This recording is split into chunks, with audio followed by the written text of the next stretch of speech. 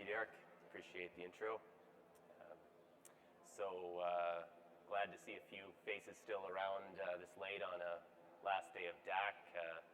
Not quite the crowd it was earlier, but I won't take that personally and on the end day here, and appreciate everyone who has stuck around to listen.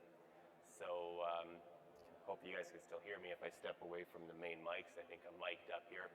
So as Derek mentioned, I'm representing Metrics. Metrics is focused on simulation, system Verilog simulation, based on cloud-based solutions. So as a true, as you can see on our slides here, there's quite a bit of pieces to the Metrics solution, and I'll go through some of this and how it relates to EDA and the cloud in general. But there is a lot of underlying pieces in terms of managing the data, presenting it through native type web applications, different ways that your team can access that data. You'll see all that as I move forward here. Need the slide clicker. Okay. So the actual topic I put for this talk was about measuring and optimizing your verification flow, and you'll see how a SAS-based solution like Metrics makes that much easier to do and why. So there's a old, I'm sure y'all heard the old saying about measure once and cut twice, comes from the woodworking type industry, and I think that kind of measurement is also key to optimizing your verification. You can't optimize what you don't measure. And that's simple enough in theory. I put a sort of pseudo instructions for how you might do that, and I think it's simple enough. First step might be more difficult in practice, but you want to measure the quality of what you're doing and define what your 100% is in terms of coverage and functional coverage and code coverage and these sort of typical things. And a lot of teams actually get stuck at that phase, right? I mean, you never quite measure well enough to move on to the next steps.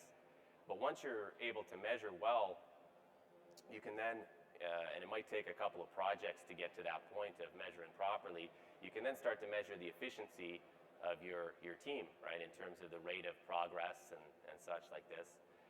And once you're able to measure the rate of progress, you can also optimize that progress over the next couple of projects, and ultimately you want to make quicker progress, obviously. But so many teams seem to get stuck on the measurement aspects because there's just more details to it than might first appear, as you'll see as I continue here. And so, what makes that sort of measurement and stuff? Well, first of all, what we're measuring, the verification challenge, is really about you have a lot of data. It's really a problem of scale. Writing one test is easy, but thousands of tests on a million lines of code is hard. You have licenses and compute to worry about. You have storing and managing all that data, triaging through all of your test failures to the right owners and priorities, all the things I've listed here. And then collaboratively communicating that back to your team and management visibility. All of these things have to be set up as part of your workflow. But a typical team has deadlines, and the workflow setup is rushed and incomplete. So you end up doing things the hard way. So with a cloud, the advantage of a SAS-based solution like Metrics offers is that these things are done for you, no assembly required. So you always have properly measured data to optimize this sort of process that I talked about earlier, and particularly the best practices are built into that flow. And of course, SAS type solutions can have other advantages. I mentioned here the higher availability, so you don't have as many disruptions in your workflow, whether it's something like a power outage or as simple as your disks filling up. These sort of things happen all the time in a normal environment. SAS flows help you to not have to worry about these details when managing your data. The cost can be lower because you don't have to have the IT team.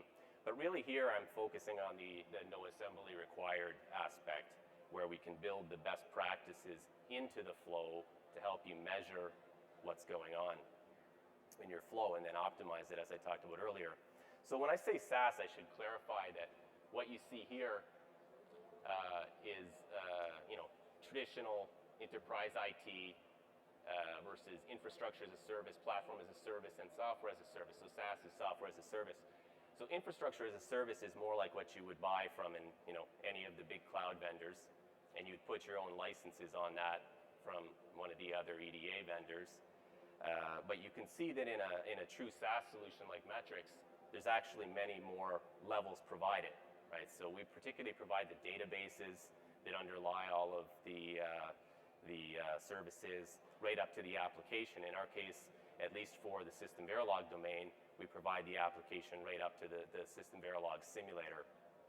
So that's what we mean by no assembly required. All of these things are already in place. And in particular, in the Metrics example here, we provide some parts of the system as a SaaS-based model and some as still the platform as a service model.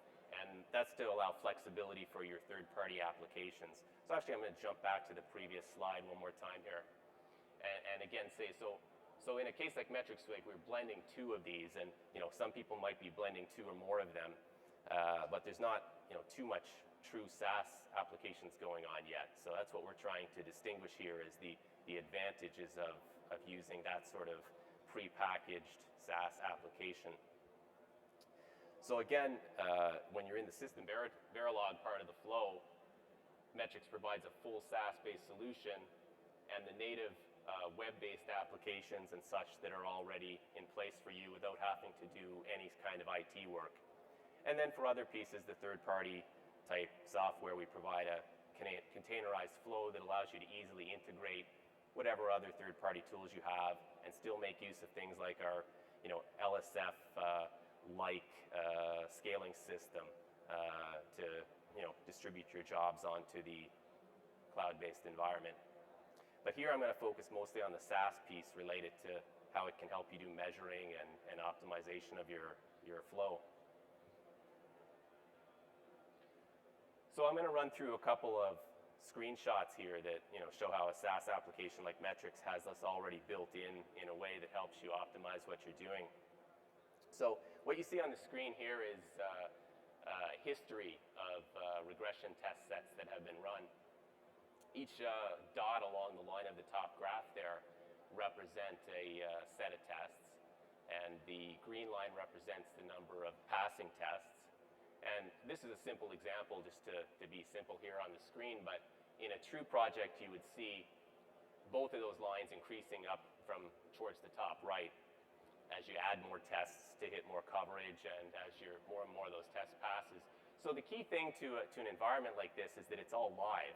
And each time you add a test, you have that data immediately as feedback to your system to optimize. Likewise, the functional coverage should increase. In a true project, you'd see rather than our example here where it's just a static piece of code, in a true project, you'd see that increase over time. And it's really about tracking that live data, making sure it's always going up and to the right. Assertion coverage, code coverage, things like that, if you had it, are all tracked by the underlying databases without you having to do any sort of infrastructure-based work. So another example, and these are just examples, there's many ways you can configure and manage the data, but I want to point out that it's really about the data being live, available through your web browsers for feedback immediately. So again, here is an example where the circular piece here represents 100% of whatever coverage, functional coverage you've achieved up to the current point. And here you see 32% representing the largest chunk, which I have selected in the original screenshot. That is pretty typical, where you see your largest test, being a big piece, and then we've pre-calculated all of the unique amount of coverage that's added by each additional test, where you can see that these quickly get down to very small amounts of coverage. Maybe they're just adding a couple of coverage points to what you already had. And that's fine. I mean, that's kind of how the system works. You run some more random seeds and you eventually hit all your coverage points. If you guys are, presumably many of you are DV people who understand functional coverage, that sort of thing. So it's pretty typical. But what you don't want to have is zeros like at the bottom here. So if you've added some code that ends up, or a new test that ends up being 0, you get instant feedback of why it's 0, and you can go and investigate that further.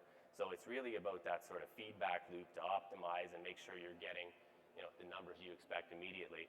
Now, of course, this kind of calculation is, possible with any tools from a variety of vendors, but setting it all up is actually a challenge, and presenting it back to everybody, takes a lot of work if you don't have a big infrastructure team, or even if you do, then there's a cost factor.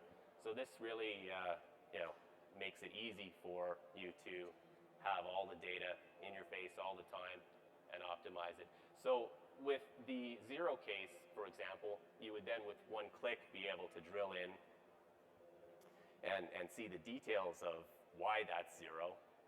You can open your coverage and link off to a particular piece of code that's live in your Git repository, and solve your problem. And again, then flip back here, and you instantly have your you should see that you get non-zero kind of numbers. So just the live feedback of the system all the time helps you to do the optimization process that I was talking about before. Now, these are just a few examples. We have other ways of presenting and managing data, but I want to step up to a higher level of how the user interfaces with this kind of flow. So the top right here, well, top left is yourself, verification team members interacting with a web browser type interface, and the screenshots I showed previously would be normal web browser interface that runs in that space. But where does that data come from? It comes from various databases that we're running in that stack of applications that I showed earlier in the system, which otherwise you would have to configure and run all those databases yourself to do the equivalent. Further, those come from your team interacting with a Git repository. Anytime you make a change, for example, to add the test we were talking about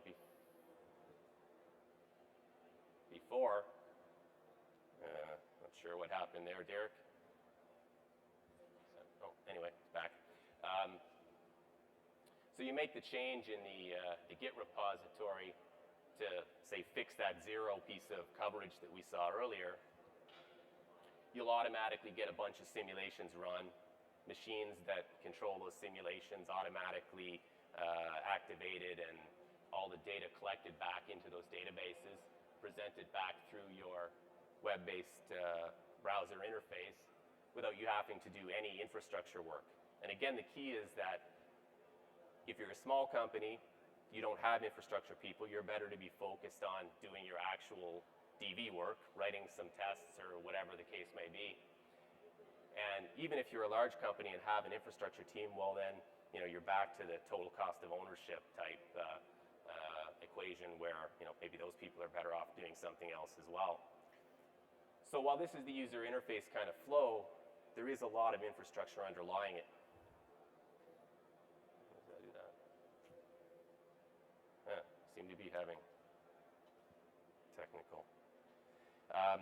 There is a lot of infrastructure underlying that where you do still need a DevOps team, and that's really what a SaaS company is about. It's about providing this underlying IT team to keep this live and working perfectly for you all the time.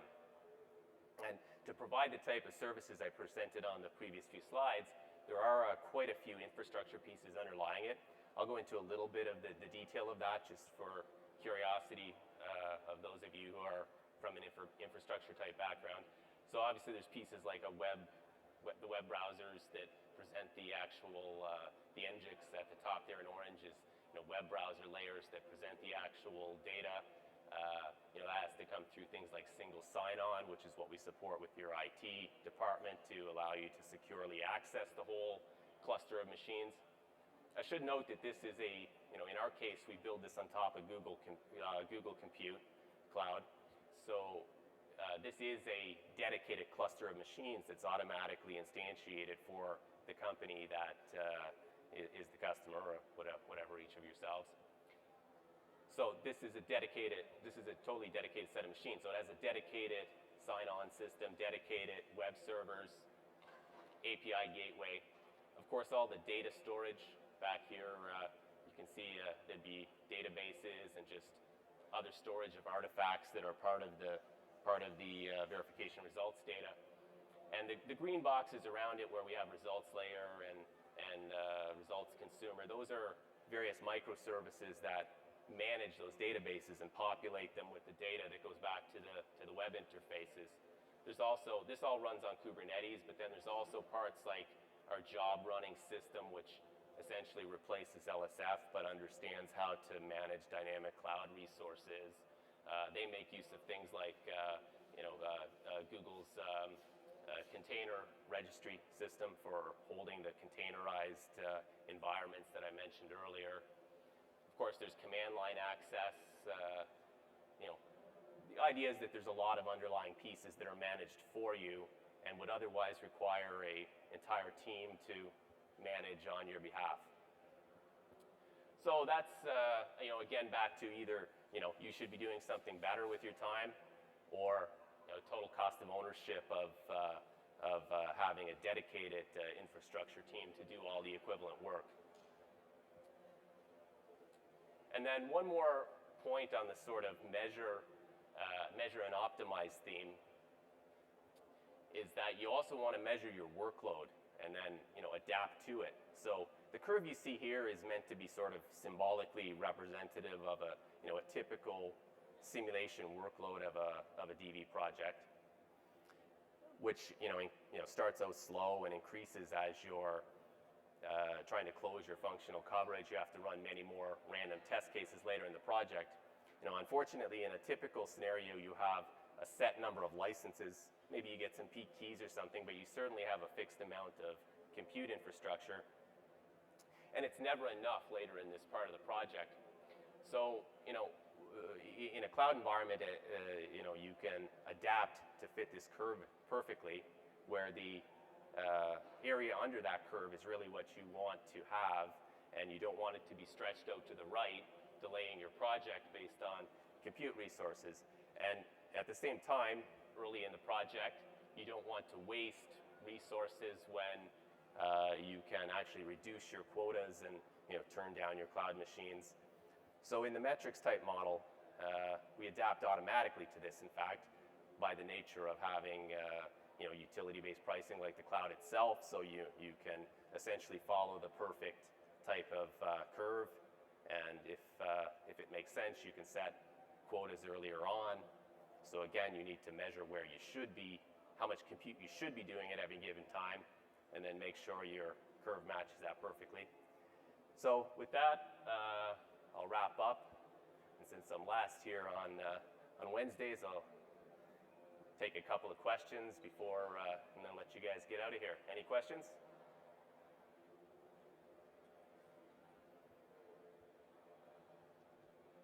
So you mentioned the software as a service piece, but you also provide the platform without the software. What capabilities do you have for integrating current EDA tools into your flow, and also visualizing the coverage and Sure. Things like that? So the question was what capability to integrate other EDA tools and still visualize things like the coverage. So there'd be two answers to that question. Technically, there's no problem at all. The containerized system allows you to put whatever tools you want in there and match your exact environment the way it is in your existing run environment on site. And we provide APIs that allow you to populate all that data into the coverage databases, into the coverage databases, the various results databases. So with a little reasonable amount of work, you can integrate any tool and push its data into the same visualizations you see here. Of course, if you're using tools that are not provided by metrics, it's up to you to have the licenses, right? And we do have a couple of partners. So for example, we have VIP by Avery, which works in the same model out of the box for us, right? But for anybody else who's not one of our partners, you would have to bring your own licenses, and then you only have X number of licenses, so you'd have to only be able to run that many jobs or such, but technically no limitation. Other question? Okay. Thanks a lot.